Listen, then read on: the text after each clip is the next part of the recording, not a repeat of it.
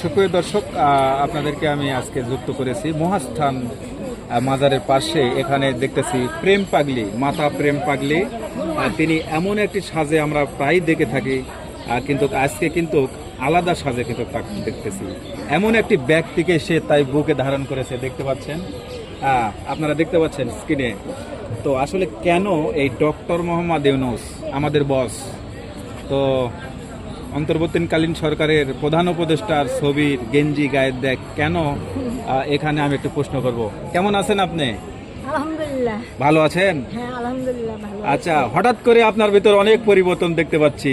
Doctor Yunus আপনার গেঞ্জির মধ্যে আসলে ব্যাপারটা কি একটু বলবেন? হ্যাঁ, উনি আমার একজন প্রিয় ব্যক্তিত্ব। জি, আমি তাকে লাখো কোটি ভক্তি, শ্রদ্ধা এবং সালাম জানাই। তার কাছে আমার অনেক প্রত্যাশা। জি, জি। আমি চাই আমাদের বাংলাদেশটা, যে চোরের বাংলাদেশ, এই নামটা যেন উনি ঘুচাতে পারেন। আমাদের চোরের বাংলাদেশটা যেন উন্নত হয়ে সোনার বাংলাদেশে পরিণত হয়, এটাই আমার প্রত্যাশা। প্রত্যাশা। জি, আপনার বড় বড় প্রধানমন্ত্রী ছিল এই দেশে, হ্যাঁ, যারা নাম শুনেছেন, হ্যাঁ, এত বড় বড় প্রধানমন্ত্রী থাকা অবস্থায় আপনারা দাবি করেননি, কিন্তু এই ব্যক্তির উপর বা প্রধান উপদেষ্টার উপর কেন আপনার এত আস্থা? বলবেন কি, এ কি পারবে দেশ সংস্কার করতে? কিন্তু চোর তাড়াতে কি পারবে? আমাদের সবাইকেই ভালো হতে হবে, আমাদের ব্যক্তি চরিত্রকে বদলাতে হবে। আর উনি যে সারা পৃথিবীর, আমাদের বাংলাদেশের মধ্যে উনি একজন যিনি পুরস্কারপ্রাপ্ত। পুরস্কারপ্রাপ্ত। সে শুধু বাংলাদেশের পুরস্কার না, অল বিশ্বের মধ্যে ভালো মানুষের তালিকায় একটা তার জন্য স্বর্ণ পদক পেয়েছে। ঠিক আছে, তো আসলে তার কাছে আর কি চান আপনি?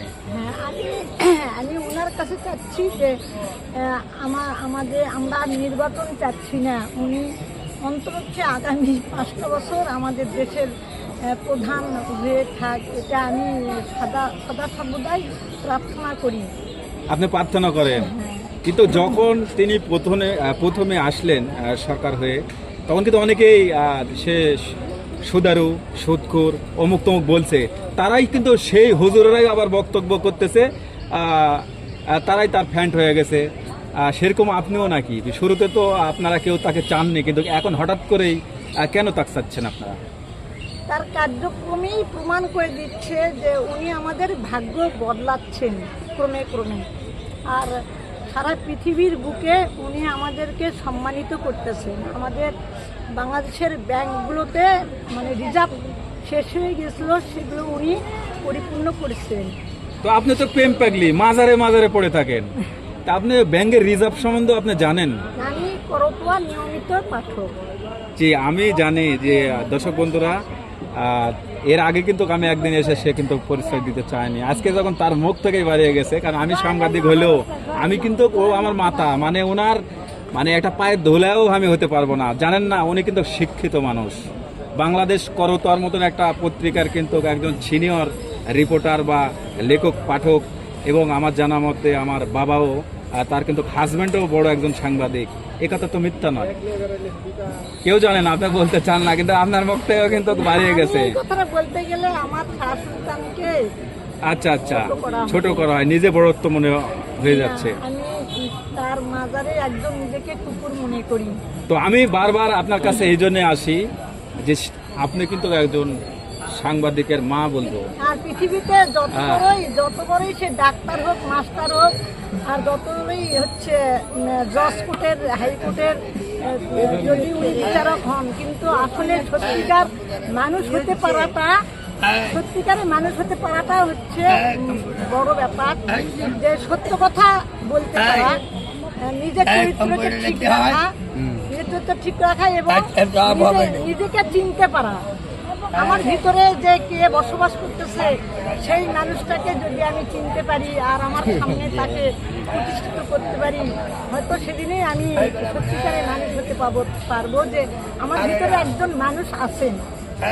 তো আসলে সে পরিচয় দিবেন না, কারণ সে মাজারের, আপনারা জানেন যে আধ্যাত্মিক জগতের একজন তিনি। আমি লোভীভোগী নই, যে লোভীভোগী নয়, এবং একজন আল্লাহওয়ালা বা অলি আল্লাহর সান্নিধ্যে তিনি কিন্তু এই গাছতলাতে মাঠে ঘাটে কিন্তু থাকেন। এই জন্যই তিনি কিন্তু সাংবাদিকের পরিচয় না দিলেও কিন্তু আমরা জানি তার ভাষায় বলে দেয়, তার লেখায় বলে দেয় যে দেখতে পাচ্ছেন এগুলো কিন্তু তার হাতেরই লেখা, এবং তার যদি এখানে গাইড বা তার পার্সোনাল যদি খাতা চেক করলে আপনারা বুঝতে পারবেন সে কতখানি শিক্ষিত মানুষ। আর সাংবাদিক কিন্তু যে কেউ হতে পারে না।